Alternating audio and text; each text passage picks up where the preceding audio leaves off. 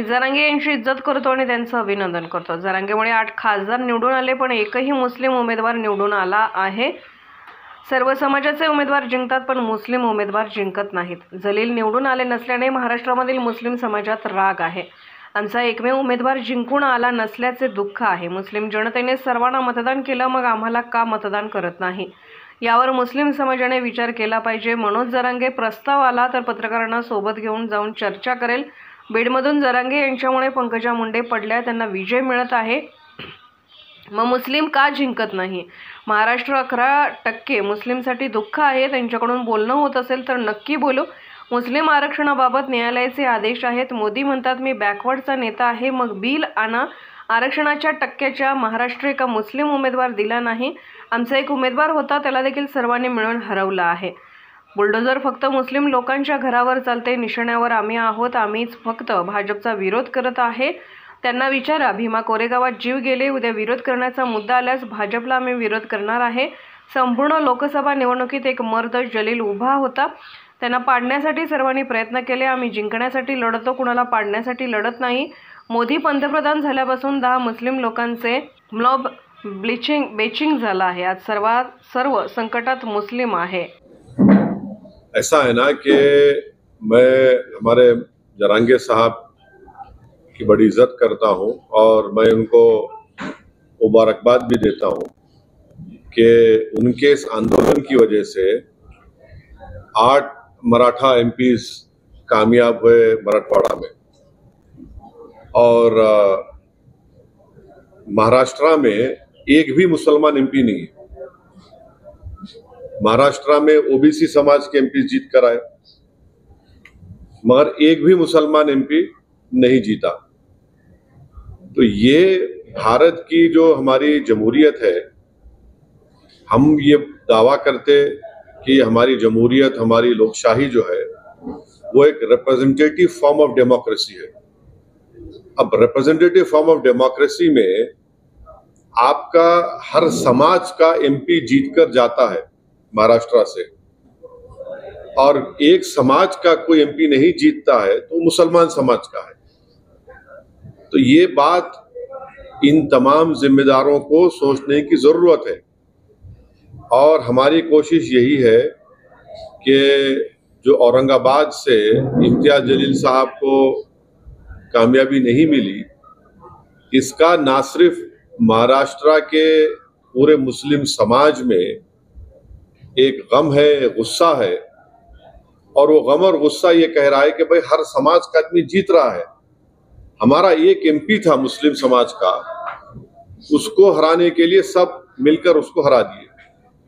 तो ये सच्चाई है, और भारत की पार्लियामेंट में आज पहली मर्तबा ऐसा हुआ है कि अपर कास्ट और backward OBC, other backward class का रिप्रेजेंटेशन बराबर हो चुका है भारत की पार्लियामेंट में।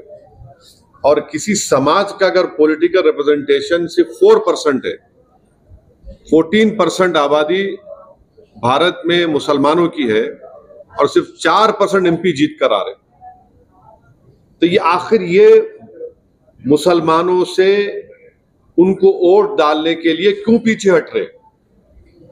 मुसलमान तो झोली भर भर कर वोट डाला ना सबको। हम सब जब डाल रहे हैं वोट, तो हमको क्यों नहीं वोट डालते? तो ये सवाल मेरा ये तमाम पॉलिटिकल पार्टी से, ये तमाम लीडर से, और ये सवाल मुसलमानों को भी सोचना है। हम वोट डालने वाली मशीन तो नहीं है ना, हम तो एटीएम नहीं है कि तुम आओ और हमको दबा दो और हम डालते जाए वोट। तो ये आपके सवाल का जवाब ये है। मैं जरांगे साहब को मुबारकबाद देता हूं कि उन्होंने खड़े हुए अपने समाज के लिए, और उनके खड़े रहने की वजह से 8 मराठा एमपी को उन्होंने कामयाब कर दिया। बीड़ से उन्होंने पंकजा मुंडे को शिकस्त हो गई, तो ये उनकी कामयाबी है। ये मगर कामयाबी जहां उनकी हो रही है, जो मुस्लिम समाज की कामयाबी क्यों नहीं हो रही है? और ऐसा ही हमको लड़ना है मुस्लिम समाज को भी अपने राइट्स के लिए। और इंशाल्लाह हम वो कोशिश कर रहे हैं और करेंगे। दूसरी पार्टियां तो सिर्फ मुस्लिम वोट को लेना चाहती है, कैंडिडेट नहीं दे सकते। तो इम्तियाज साहब ने सही कहा, आज आपके महाराष्ट्र काउंसिल में काउंसिल में तो कोई नहीं है मुसलमान। तो ये महाराष्ट्र के 11% मुसलमानों के लिए एक बहुत ही तकलीफदेह बात है। अगर उनकी तरफ से कोई बातचीत होती है, हम बराबर बात करेंगे। वैसा हम अपने दरवाजे बंद नहीं करें। मराठा समाज को रिजर्वेशन मिलना चाहिए, हम उसके खिलाफ नहीं है। हम ये भी चाहेंगे कि महाराष्ट्र के जो मुसलमानों में जो बैकवर्ड कास्ट है, जिनको बॉम्बे हाई कोर्ट ने एजुकेशन में अलाउ किया, तो हम ये चाहेंगे कि उसको कंटिन्यू करें। और रिजर्वेशन का वो बॉम्बे हाई कोर्ट का जजमेंट है मुसलमानों के फेवर में।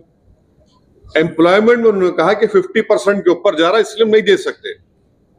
तो आज भी हम इस बात का डिमांड करते हैं कि नरेंद्र मोदी की गवर्नमेंट और मोदी अपने आप को पार्लियामेंट में खड़े होकर सीना पे हाथ मार के बोले बैकवर्ड क्लास का नेता मैं हूं, तो नरेंद्र मोदी अगर वाकई में बैकवर्ड क्लास से मोहब्बत करते हैं, जो इस देश की 50% ज्यादा आबादी है, तो पार्लियामेंट में बिल लेकर आओ। आप 50% की जो लिमिट को ब्रीच करो, पूरे पॉलिटिकल पार्टी सपोर्ट करेंगे उसको।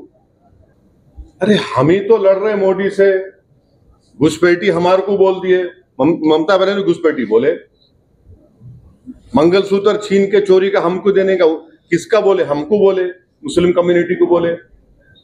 किसकी भैंस चोरी करके दी जाएंगी, चोरी का हमको बोले। अरे पूरा मुस्लिम कम्युनिटी को टारगेट करके बीजेपी ने जीता ना, जितने सीट जीते। सुनिए सब बुलडोजर चल रहा है किसके घर पे? मुसलमानों घरों पे। 8 मुसलमानों का मॉब लिंचिंग हो गया 4 जून के बाद मुसलमानों से।